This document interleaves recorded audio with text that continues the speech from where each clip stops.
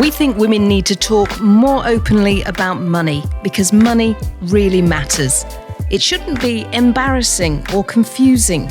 Join the conversation. We'll be discussing a whole range of topics which will help you get comfortable with your finances. Money Matters. Brought to you by AJ Bell. Hello and welcome to a very special episode of the AJ Bell Money Matters podcast. It's special because this episode coincides with International Women's Day 2025. And of course, this pod is all about empowering women to become more resilient and confident with their financial lives. And that means that International Women's Day, and in particular the theme this year of Accelerate Action, is right up our street. So those of you who don't know me, I am Laura, and as ever, I'm joined by Danni. Hey, Danni. Hi, Laura. Hi, everyone. Yeah, I think this year, perhaps more than for a long time, I really feel that there is a need to celebrate diversity, equity, and inclusion. It is so important. And any of you who are regular listeners to the podcast will know that I harp on about the fact that I have a couple of teenage daughters. I feel I have the battle scars, so why not show them proudly? They're 18 and 16 years old, and they are absolutely precocious. They watch I struggle to call it news because they get their information by way of TikTok and YouTube, but they are really, really hyper aware of what is going on in the world at the moment, particularly with the sort of rollback of DEI programs within a lot of businesses, particularly in the United States. And they're worried. They feel that in some ways the world is taking a few steps backwards. Now, I have had the pleasure and the privilege of spending time in a room with some really amazing women and male allies this week. And that has gone some way to restoring my optimism and actually with both my girls now enthused and energized about embarking on careers in international relations and mitigating climate risk. Actually, maybe I am still kind of hopeful. That is good to hear. And something else that is really hopeful is how many column inches are being given to International Women's Day this year. And also, from our perspective, of course, how many column inches are being devoted to discussing women's financial lives. And at AJ Bell Money Matters, we've done a special piece of research looking at ISAs in particular and the gender ISA gap. Something we launched at a very special event at the House of Lords this week, hosted by our founding ambassador, Baroness Helena Morrissey. Now, I'll dive more into that research in a minute, but spoiler alert, a lot of it has to do with the fact that women are saving, but they're not investing. And that's leading to a gender ISA gap of 6.6 billion, which is a lot of money. It is a lot of money, but before we dig into that research, I just want to flag that we have a very special guest joining us a bit later on. Founder of Charities, the Lady Garden, and Access Aspiration. She also runs her own PR and brand company, and just in case she's got a few hours to spare, she's also a mum of 3. The rather marvellous Jenny Halpern Prince will be with us. But before all of that, let's talk then about that gender ISA gap. And I want to start by thanking the huge number of our previous podcast guests who came along to our launch event earlier this week. It was just so nice to get their support. And I confess that chatting to all of them made me want to go back and re-listen to some of our previous podcast episodes. Do take a look at our social media posts from the event. You can find us, as always, at AJ Bell Money Matters on LinkedIn, Instagram, Facebook, and X. It was a great event, but more importantly, it gave us a chance to publicise this massively important issue and one that plays a big part in the gender wealth gap. Let's start at the beginning of the moment, Laura. For anyone coming to this podcast with no prior knowledge, what is an ISA and why do people use them? So an ISA is this great type of account where you can save or you can invest, and there's various different types of them. But the key thing about them is that they are tax efficient accounts. So the money that you save and invest in them, you don't pay tax on that money, whether that's tax on the income that you're getting on it, on the interest that you're earning on the cash, or if you take money out of the accounts, you don't pay any income tax on them. So they're a really great way to either save in cash or to invest. As I mentioned, there's a few different types of them, which has made ISAs a bit more complicated over the years. You've got your original versions, which is just cash and stocks and shares or investing ISAs. And then there's a few other different types. There's a junior ISA if you wanted to save for children. There's something called a lifetime ISA, which gets a little complicated and I won't delve into it, but it's a very good option if you're saving for a first home or for retirement. There was a help to buy ISA, but that is now closed to new customers. And then there's something called an innovative finance ISA, which is quite niche. And if you're new to this space, you probably don't really need to worry about. And ISA stands for? Individual savings account. Is this? We should do a full quiz, shouldn't we? Where we quiz me on ISA facts. It's always just shortened to ISA, and basically, just what you need to remember is it's got lots of tax perks to it. You can save up to £20,000 a year into ISAs, but that's across all of those different types of accounts. That's not 20,000 per account. Junior ISAs and lifetime ISAs have a lower limit, and they're very easy access. They're not tied up. So it's not like a pension where it's tied up until a particular point in time. With cash ISAs and stocks and shares ISAs, you can take the money out whenever you want to. So a good flexible option there that are really tax efficient. Now, we did a finance pub quiz once, and I have to say, the next time I want you on my team. But what is the gender ISA gap?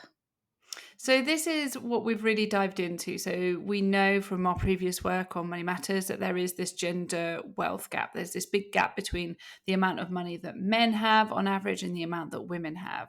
And we wanted to dive down into one particular part of that, which is ISAs. And we looked at all of the figures on ISAs. Now, there's some really interesting bits in here. So women actually have more cash ISAs than men. So around 1 million more women have a cash ISA when compared to men. So women are saving, but when we look at a stocks and shares ISA, so that's the investing version of the ISA, that flips, and actually nearly 500,000 more men have a stocks and shares ISA than women. And so that's the first little clue at why there's this gap in terms of women's wealth and men's wealth, because men are investing, and we know that over time investing, your returns compound, you're going to get a higher return on that, and that's going to increase your pot over time. So then when we looked at the government figures across all types of ISA, on average men's ISAs are worth £3,000 more than women's. So if we extrapolate that across all of the women out there and across the nation, you get to a £6.6 billion gap between what men have and what women have. So it's a really interesting starting point of looking at how some of those gender gaps emerge. Yeah, and let's go back to the beginning then, because I wondered, does that gap always exist or does it grow over time? No, so it really does grow over time. So we dived into our own customer database and we looked at all of the customers that we've got with AJ Bell, and we looked at that gender ISA gap and when it really starts. And interestingly, young women, so from up to about 28, and this also includes junior accounts, so before the age of 18, they have slightly higher stocks and shares ISA balances than men. So that means their pots of investment ISAs slightly larger than men. But the gap really starts to emerge at about age 21, when, put simply, more men just start investing. And so when we look at it, women actually are tending to put more into their account each month when they are investing.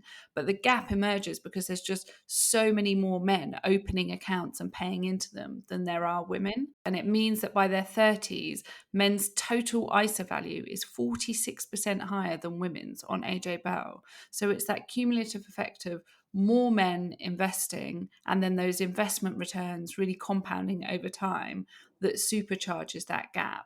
And what's really interesting is that gap then never closes. There's never an age where men and women have equal amounts in their ISAs. I mean, we're talking big numbers, so how do we fix it? There's lots of different things that you can do to fix it. And I think that you can probably broadly separate it out into three areas. There's things that individuals themselves and women themselves can do to help fix it. There's things that the government and policymakers can do. And then I think there's also should be a lot of onus on finance companies and companies like AJ Bell and like ourselves who can fix it. So I think let's take the individual action first, because that's probably most relevant for those people listening. So I think the first most obvious thing is consider investing. Take that step into investing. We know that women invest less than men. We know that they feel like they have a lack of knowledge, or they're worried about losing money, or they feel like they have this kind of choice paralysis where they need to know absolutely everything about investing before they get started. But actually, I think the first step that they could take is just consider investing, think about investing and how they might start. You don't need to have a huge amount of money to start investing. You can start from as little as £25 a month. And actually, that small amount of money you can use, you can build on over time, but you can also use to build your knowledge while you're investing that small amount. And you can also, there's a small plug. We don't do many plugs on this podcast, but I think this one is a very relevant one. So I will allow myself to do it. You can use platforms like AJ Bell Doddle. So this is an app only platform run by AJ Bell. But what it does is it pays you 4.58% interest on any uninvested cash in your account while you're learning to invest. So you pay money into your investment ISA, you earn interest on that money sitting in that account while you learn to invest and while you build up your confidence with investing. So it's kind of a win-win in that you're earning some interest on that money while you're building up your confidence investing, but ultimately you can use the jargon-free information on that platform to learn about investing and start investing. It's probably worth covering off the others that we think the industry and policymakers can change to make it better for women to invest. So the first is simplifying ISAs. If we remove that gap between cash ISAs and stocks and shares ISAs, it would make it much easier for people to move seamlessly from a cash ISA into a stocks and shares ISA. So I talked earlier about all those different ISA accounts that there are out there. If we merged all of them in together, so you just have one ISA account and you picked whether you opted for cash or stocks and shares or what investments you wanted, then that would make it a lot easier to make that shift from cash to investing ISAs. Because we know that more women have cash ISAs, they're engaging with ISA accounts and they're putting their money in. It's just making that shift to investing more seamless might encourage more women to do it. And also then offering more help and support to those women to get them involved in investing, jargon-free support that isn't filled with all of those awful acronyms and abbreviations that we know the investment industry loves. So I think a combination of that and the finance industry offering more of that support and jargon-free investing support would really help. I was thinking about the language at an International Women's Day event I went to earlier this week. And, when we talk about cash savings, we talk about growing your savings, we talk about a savings cushion, all those sort of nurturing words. And yet, when we talk about investments, we talk about build a portfolio, we talk about, a bull and a bear market. And I think you're absolutely right. It is about changing some of the language to try and make more women engage with their finances in a different way. And thank you for listening to the AJ Bell Money Matters podcast, because hopefully we're doing a bit of that here. And, maybe just getting people talking, it can result in changes, from small changes in individual financial lives. So yours, if you're listening, your friends and families, if you get them talking about this, and perhaps also some bigger changes in the future. So watch this space. Okay, I couldn't believe when I realised it was our 4th International Women's Day special. And I don't think that we could have found anyone more qualified to be our special guest this year than Jenny Halpern Prince. She's not satisfied with founding her own massively successful brand and PR company. She's also launched not one, but 2 charities, which are vastly different but do have a common thread. The first is Lady Garden, a women's health charity, which raises awareness about gynecological health, which is hugely important because we know that ill health can really take a toll on women's working life and financial lives as well. And she's also launched Access Aspiration, which helps young people get on the first rung of the career ladder. She is all about accelerating action, and here is what Jenny had to say. So, Jenny, I did find it incredibly hard to figure out how to introduce you to our audience because you really do seem to have your Mm. fingers in an awful lot of pies. But I was struck by the fact that a common thread does seem to be that you look to help women live happier, healthier, and stronger lives as well. That feel accurate? Yeah, I think that does. And hello. I think that does feel accurate. But at the same time, I think it's to live much more confident lives too. I'm definitely one to be able to ensure you're always putting forward your best self, and feel empowered. So, stronger, more confident is most definitely sort of like my business um ethic, I would say, and just doing your best. And at the same time, obviously, with the charities and sort of the more philanthropic work I've done, it's really kind of been able to live that healthier lifestyle, because what I do within our Lady Garden Foundation charity and in Access Aspiration, making sure that that kids are able to have opportunities that they wouldn't have otherwise. So it really is that empowerment side of things. I want to talk more about both of those charities, but I guess looking at your life, you had an incredible corporate career, PR agency. I mean, you could have filled your life just with that. It would have taken up plenty of time. So, why do the charitable work? Because I think you see issues that just really resonate with you. And when I looked around my office, which was like 14 years ago, and I saw a real sense of people look the same. It wasn't as though we were getting people from lots of different backgrounds. And I felt there needed to be something that was very sort of revolutionary, with the fact that we could give back to kids not in private schools, in state schools and academy schools, to be able to give them the jump up the ladder that I suddenly had when I was younger, because of my dad being a very good corporate position that gave me access to lots of different work opportunities. So I thought, well, why not do that with all the contacts I've made? And it was very much sort of like a pilot scheme, first of all. And it wasn't successful, first of all, which I think is definitely a thread that runs through my life. It's not that you just get it and everything falls into place. Never has that happened to me. So I think it's about sort of that sort of sense of working yourself through the difficulties and getting to what looks like success, and who can help you along the way to that. So, if I look at what we've done with that, it started off very much as offering 40 placements in 2012. 20 kids took that up in the sort of 16, 17-year-olds. And it very much, it sort of quickly came to me that the reason why they weren't all taking them up was fear factor as to what they were going to actually experience in the workplace. Nobody knew what the workplace was like. Nobody actually knew how to get there. And that was one of the biggest challenges, which was how to get on the tube and actually find your way from A to B outside of your borough that you're very used to actually going to.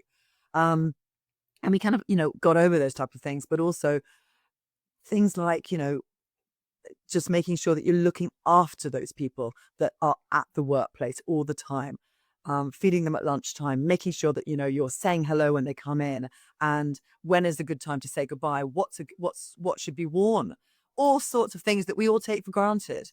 But I can tell you, it's made a really big difference. And now we've delivered over 22,000 workplaces in the last 12 years, and that now is run by the Mayor's Fund for London, which is exciting. And then, on the charity side of things, from the gynecological cancer charity that I run, Lady Garden, that is because I started off with a very personal interest myself in the fact that I had pre-cervical cancer cells when I was 20 years old. And my mum was, thank goodness, she took me to a doctor and I had to have them lasered out. Otherwise, I would be one of those cases in my early 20s that would have died of cervical cancer. Now, it's quite amazing that, we, with the research that's got into gynecological cancers, if you take an HPV vaccine in your teens, and you then have a smear test by the age of 25, you are 99% protected. And you will not be, hopefully, one of those 21 women that die a day of a gynecological cancer. And it's amazing, isn't it? Because there's still such a taboo. Because I was in your shoes as well. After I'd had my second child, similar thing, went for a smear test, and they said, right, we've discovered something we don't like the look of. Yeah. And it's not fun. I know my daughters are at the point where they're on the cusp of having that very first smear test, and talking to them about those issues, that they don't talk to their friends about this stuff because there is a taboo still. There are taboos. And I think, from our perspective at Lady Garden, we have a narrative that's about breaking down taboos. And it's an irreverent language. It's a very strong, bold tone of voice that we feel really resonates with young people. And as opposed to sort of keeping things silent and keeping things quite serious and very corporate and very sort of, health language, we've changed that. And we want to be able to change that even more. And I think, what happens to a lot of teens, they get the HPV vaccine because their parents have said they can on a form, and there is no information as to what they're doing, girls and boys at all. So, so many kids just go, yeah, I was vaccinated for something today. And that will be our aim, to be able to make sure that we can deliver assets that kids can be armed with knowledge, and then also realize signs and symptoms kind of going into their early 20s of recognizing what actually, oh, that's not normal. I need to go and get that checked out. And don't let anybody tell you that it's normal unless you feel 100% comfortable with the fact that that is resolved afterwards and it's not carrying on. And so obviously then that takes you into your smear test, which is for cervical cancer at 25, but there's still another 4 cancers that one can potentially get as a gynecological cancer that is just not known. You talk about irreverent language, and certainly the posters that I've seen that you've put out there. I mean, they are attention grabbing. They really are. But obviously, this is a financial podcast. And the reason we wanted to talk to you is because these cancers can be hugely impactful on a woman's working life. Gynecological issues can be hugely impactful. And we've spoken a lot about menopause, but if people don't deal with these head on, it can impact your ability to work, and it can shorten your lifespan. Totally. And I really appreciate you kind of bringing that up, because of course we're all here to be able to work and do our best job and support our families. And we are literally getting people out of the workplace because this is not being checked up enough. People are not talking about it enough. So if anything that we can do from having this podcast is to be able to let people share their experiences, share their like, oh God, I've got a bit of spotting. I've got a bit of pain. I'm urinating a lot. Really talk about those things. And somebody else can then hopefully can then sort of grab that and say, you know what? You should go and get yourself checked out. And that ability to chat with each other is incredibly important. Nobody wants to take off time off work if you don't have to. And potentially, have sick leave or have the stress on yourself and your family. That really is impactful in a negative way. So, I'm all about keeping people in work to be able to make sure that they are regularly checked out from a sort of female health profile. As much as you can. We're talking to you coinciding by beautiful happenstance with International Women's Day. And the theme this year is all about accelerating women, about giving them that ability to move on, move forward. And if you could catch one woman's attention today and say one thing to her, what would it be? Well, I think it's really, first of all, I'm going to say one of the things that Helena Morrissey says in one of her books of how to be a girl, it's a good time to be a girl, is about that Wonder Woman pose. And it's about standing up. And I'm going to do it right now, but it's about standing up and being confident. And you get yourself in that position, no matter how you are how vulnerable or underconfident you might feel, but it changes the narrative. You've got to put your best self forward. And so I think that, I would say to any woman, if you're feeling in a way in which you're not, you are telling yourself that you're not doing your best job, you've got to start changing that. It is a mental mindset. It really is. And if you listen to Tony Robbins, he has exactly the same philosophy on this as well. So I think it's very much that I would tell all women to be able to just get themselves to be more confident. And in that way, it's, look up at the horizon. Don't look down at the detail. And that's been something that actually my dad taught me many, many years ago when I was very young. And he's been incredibly good at guiding me in my life. He very much was. Unfortunately, he died a couple of years ago. But he was my absolute he was my actual guide, and in a hard way as well, in terms of like accepting that that we all fail, but it's not good enough. Let's pick yourself back up, and don't stay there on the floor. You've got to be able to kind of go, I can still do this. And so there's that sort of warrior feeling, as that you've got to keep fighting, because nobody's going to do that for you. And I very much found that when I was a young girl and I set up my business at the age of 23. And, I had lots of failure, first of all, really did. And I think that that would be the one thing on International Women's Day that I would say to everybody, just honestly keep fighting. You had that support network, as you say, that voice that kept pushing you. You also had a lot of doors that were open, a lot of connections that were yours to make, and you understand the importance of networking, and also the fact that a lot of people don't have those doors available to them, which is why you started Access Aspiration. How does it work?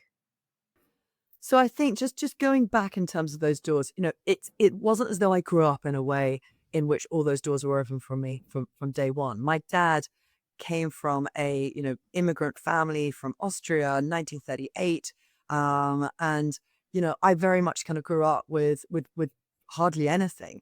And I remember, when he was sort of getting up the career ladder, and we got our first garage door opener. That was a big thing.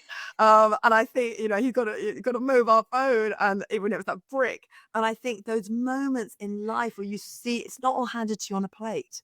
It was very much that toil and trouble to be able to keep on working, and know that you are one step in front of each other to be able to kind of make it to the top.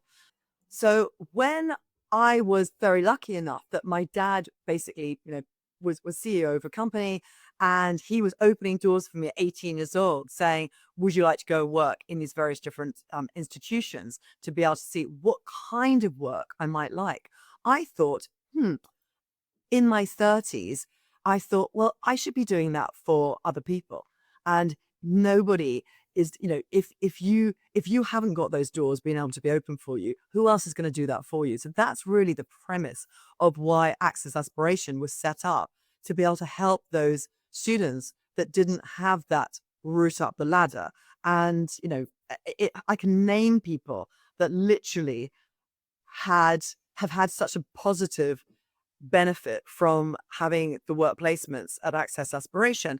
One of them, a wonderful girl, Sophie, that was probably one of our first students in that cohort of 2012, literally has risen up and got into university to study law.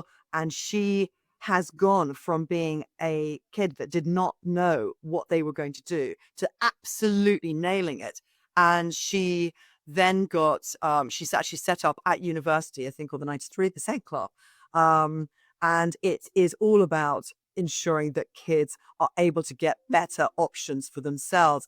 And if they're from diverse backgrounds, they're able to be able to speak to more people for who they feel more confident with. And it's just giving them more opportunities. And so Sophie was actually chosen as one of the 30 under 30 social entrepreneurs in Forbes list, which I think was the year before last, which was like, just go girl, really making it happen. You clearly feel how important you feel it through the people that you nurture. You love their successes, and that's really coming across. And what you said struck a chord with me about not knowing what you want to do. So it's not just having the opportunity to experience the workplace and maybe get on that ladder, but also figuring out what on earth you want to do with life. And that's really hard if you're just experiencing the classroom. It's so hard. And also, that, I think for me, one of the reasons why I'm so much a supporter of young people doing well is because age is irrelevant to me. I feel as though somebody, and actually I have one of my team members at Lady Garden who is 23, and her work ethic is phenomenal. And I think from my perspective, it doesn't matter how old you are or what level you are. It's about how much effort goes into this and how much you're trying to be able to, to really deliver in the workplace. And I think that that's incredibly inspiring for anybody. And I love that sort of reverse mentoring thing as well, that we're able to do when we get older and not think that we know it all. We actually ask everybody who's younger and say, well, what do you think of how I'm actually operating right now? And I get it, some very, very bold and honest comments back again. So I think that it's very, very good to not feel as though you've got to a place where you should be complacent. Nobody should be complacent. You don't know everything. And we are constantly learning with AI and more digital um, ways to work from the younger people who have been at school learning that all the way through. Oh, I wasn't that person. So I want to be able to know more and more and more. And so, if I can learn in a way in which, I have to be able to go through lessons on the computer, or somebody has to sit with me, or, we're doing such amazing things to be able to be sort of one of the leaders in the charity world at being the most digitally savvy. We're all up for it. And I'm not going to ask my peers who are in their 50s. I'm going to ask somebody who's in their 20s. So it's about making sure that they feel that they're important enough for your business or or your charity or whatever you're doing, and arming them with all the tools, and asking them what courses do you want to go on that is going to make you better.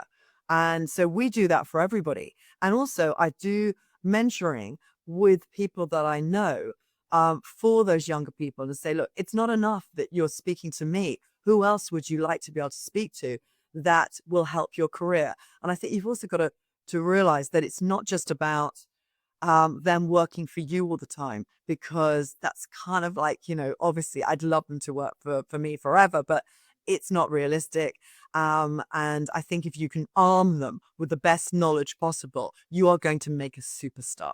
And they're going to be grateful for that, which is great. What you talk about there, the work ethic, the desire to learn, and the confidence, all of those tools for women at both ends of the spectrum, whether or not they're in their 50s, 60s, whether or not they're just starting out, those are the things which help women move on to jobs which maybe they'd never considered before. And hopefully will then help narrow the gender pay gap and the gender investment gap that we hear so much about. Yeah. No, no, they're very much so. I think that, if everybody can kind of come with that work ethic that says you have to graft to get there, and along the way, you will face literally bumps in the road. And that might be a bump in terms of you don't feel like you're being paid enough. You might not feel as though, something's going, is unfair for you. I have always been very, very straight with all the people that I've worked with for many, many years in my Halpern business. And I think, I look at some of my directors, and I see them as literally one of the most junior members of the team. And today, being on the board of the AM partnership and absolutely nailing it, and having kind of had that stratospheric career rise, but only because that person and all the others that I can name put in their absolutely best job, and they were honest with what they wanted. They were very focused, and they didn't They didn't take people down because of themselves, but they discussed what they wanted, and in a way in which was kind and realistic, and also rational. So when somebody feels as though that they need something else, I've always said, please discuss it with me before you decide you're going to leave, because it has to be a two-way conversation. And there is, I'm sure so many people have that problem of somebody they absolutely adore and they want them to work with them for a long time, and something wasn't discussed. And maybe then you've lost them. So I would say, make sure there's enough touch points over there that, over that year, that you get is not a formal process always. It's, take them out for a coffee. Just ask them, how are you doing? Is everything going well? Is there something we could be doing better for you? Is there something you think you'd like to be able to take on that we're not doing for you? Two-way street's really interesting because, of course, we often come at it just from the perspective of the employee, of the women that are listening to this who are looking to climb up the ladder, as opposed to people who are employing people. And I think you're absolutely right. That two-way street is so important. Just to round this off, was there ever a moment when you thought, actually, I can't do this? And what prompted you to get over that hurdle? There's so many moments. Literally, Jenny, there are, they don't happen. And it's like 40 years ago. They are constant. And you are constantly having to remind yourself that we're flawed, in some ways, that there are moments that bad stuff happens. But at the same time, that's that kind of going back to that empowerment moment, which you can still get better. You can still get over it. And failure has to be literally turned around, and it has to become uh, this this way of feeling stronger and better about yourself. And I would go to my mantra, which again actually comes from my dad, which is JFDI, just effing do it. And that is my life lesson for everybody. And it's everything. It's not just work, it's personal. It really is. And I can tell you many a moment where I thought I was going to fall flat on my face, and it was 4 months in to literally having open up Halpern to age of 23, being sat by a client and sitting in my car crying my eyes out, going, am I going to be able to carry on? And I did. I picked myself back up, and I got another few clients, and we are here where we are today, having sold my business to the Partnership and WPP. And it's a great, it's a good feeling. It's a, you want to be able to show people that it hasn't been a smooth ride. You have just effing done it. Thank you so much for your time. It's a pleasure, Danny. It really is. Thank you so much to Jenny Halpern Prince for being our special guest on this International Women's Day special edition of the pod. But because it's a special, it shouldn't mean that we don't have a confession, should it? No, I dare not ask Jenny for a confession because I know it's your favourite part of the podcast. She was brilliantly open in her interview, and this is a confession.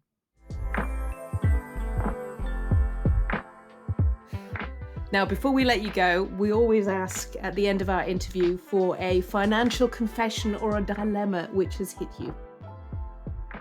Well, I'd say that probably comes in the shape of my kids. I have 3 kids, and as I was saying to you earlier, nothing's been easy all through surrogacy. I was never able to get pregnant. And obviously that comes with resources and saving up to be able to do that type of thing.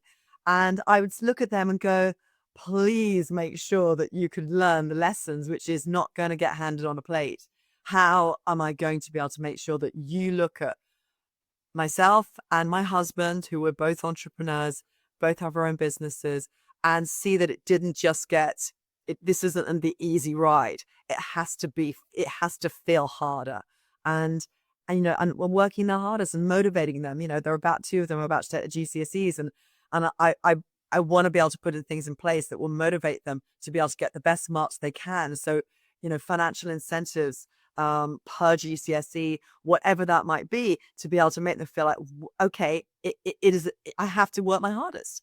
And I would say that's what I'd love to be able to see, that my kids operate the same way that my dad did for me, to be able to make sure that I don't feel as though this is a given. It is so hard. I have 2 teenagers myself, so I feel your pain with that one. You do want to make sure you get it right, and half the time you think, "I must be getting this wrong." Yes, exactly. And at the moment, having 2 teenage girls who are nearly 16, I would say, as a parent, you aren't as relevant as their peers. So it is something that we all have to accept. And you forget that you were that person when you were a teen. And so, maybe when they're coming out of this, 18, 19, will become more relevant again. So here's hoping. I think that's one that lots of parents really struggle with, isn't it? It's how to give your kids the things that they want and that you can give them within, the affordability, but also instill in them really good money habits. It's a tricky one. And actually, I think if anyone's got the answer to that, I would really like to know. I would like to know too, and I did think about going the financial incentive route when it came to grades, but frankly, it would have just got too expensive, so I didn't. So sorry, kids, if you're listening to this. That is all from this International Women's Day special of the AJ Bell Money Matters podcast. Thank you all for listening. Do leave us a review to help other people find us, or just tell all your friends and family to listen. And if you've not already signed up to our newsletter, do pop onto the AJ Bell Money Matters website, because we've got some great articles, interviews, and events coming up as well that you won't want to miss. And do take a look at our research on the gender ISA gap. You can find the full report on our website, which is ajbellmoneymatters.co.uk. And we've got a great article on there too, explaining all of it. Take a look on our socials for pictures and videos from the launch event, and see if you can spot our previous podcast guests. And maybe go back and take a listen to some of the previous podcast episodes. Until next time, thanks very much for listening. Before you go, please remember this podcast is for educational purposes, and the views expressed don't necessarily reflect those of AJ Bell. The podcast isn't telling you if a certain investment is suitable or not. Don't forget that the value of investments can change, and you can lose money as well as make it. It's also important to remember that how you're taxed will depend on your individual circumstances, and rules can change. The way an investment performed in the past may not be the same as how it behaves in the future. If you want help, go see a qualified financial advisor.